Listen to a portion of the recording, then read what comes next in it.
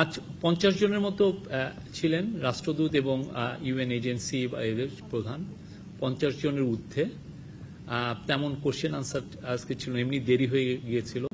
তো সেই জন্য যেটা হয়েছে যে উনি তাদের সাথে হি এক্সচেঞ্জ প্লেজেন্ট্রিজ, ওনার স্পিচটা শেষ হওয়ার পরে উনি নেমে সবার সাথে কথা বলেছেন।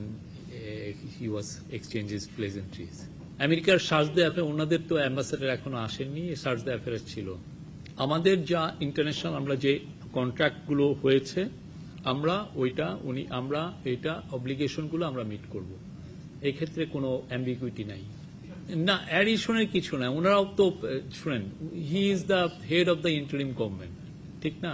সবাই তো চান ওনার সাথে একটু দেখা করতে। এটা এমন যে কিছু এর মধ্যে কিছু হয়েছে তা না।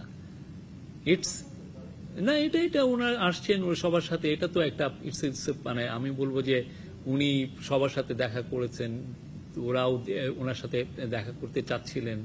তো সেই জন্য আর কি এটা ইটস এ গুড সিগন্যাল। না না, আপনি সরি, এটা নট টু বি কোটেড। যদি একটা অ্যাম্বাসাডার তো এসে ফরেন সেক্রেটারির সাথেই তো মূলত কাজ করেন, তারপরেও তো ওনারা চান যে কলন করতে একটা হেড অফ দ্য স্টেটের সাথে, ঠিক না? উনি মাত্র 1 সপ্তাহ উনি কাজ শুরু করেছেন রবিবারে, আজকে রবিবার হলো। আপনার বোঝা উচিত, হ্যাঁ, যেগুলো আগের যেই ডিপ্লোম্যাটিক নর্মস ছিল সবই সেগুলোই মেনটেন করা হবে।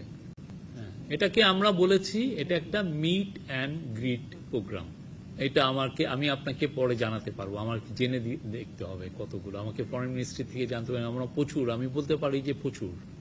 আমি বলতে পারি আপনাকে উনি যেটা বলেছেন সেটা হচ্ছে যে মানে উনি বলেছেন যে তারা এই কান্ট্রিকে একটা কমপ্লিট মেসে রেখে গিয়েছে। I took over a country which was in many ways a completely mess. And উনি বলেছেন যে in their efforts to stay in power, the Sheikh Hasina dictatorship destroyed every institution of the country. Judiciary was broken, democratic rights were suppressed through a brutal decade-and-a-half-long crackdown. Elections were rigged blatantly. Generation of young people grew up without exercising their voting rights. Banks were robbed with full political patronization, and the state coffer was plundered by abusing power. উনি civil অ্যাডমিনিস্ট্রেশনের কথা বলেছেন, security ফোর্সের কথা বলেছেন, judiciary রিফর্মের কথা বলেছেন এবং media রিফর্মের কথা বলেছেন। যেমন ধরেন আপনি মিডিয়াতে আমরা দেখেছি ডিজিটাল সিকিউরিটি ল ইনেক্ট করা হয়েছিল টু সাপ্রেস, টু মাজল ডিসেন্ট। তো উনি অবভিয়াসলি চাচ্ছেন যে একটা ওনার কথা হচ্ছে যে ফ্রিডম অফ এক্সপ্রেশন দেশে থাকবে এবং ফ্রিডম অফ এক্সপ্রেশন এনশিওর করার জন্য যেগুলো মিডিয়া রিফর্ম করা দরকার সেগুলো ওনারা চেষ্টা করবেন করার জন্য। পুরো কাউন্সিল অফ অ্যাডভাইজারের মধ্যে আপনারা দেখেছেন রাইটস অ্যাক্টিভিস্ট আছেন যারা ডিসেন্ট, যারা এইগুলো নিয়ে অনেক ভোকাল ছিলেন। সবাই মিলে এটা কাজ করবেন।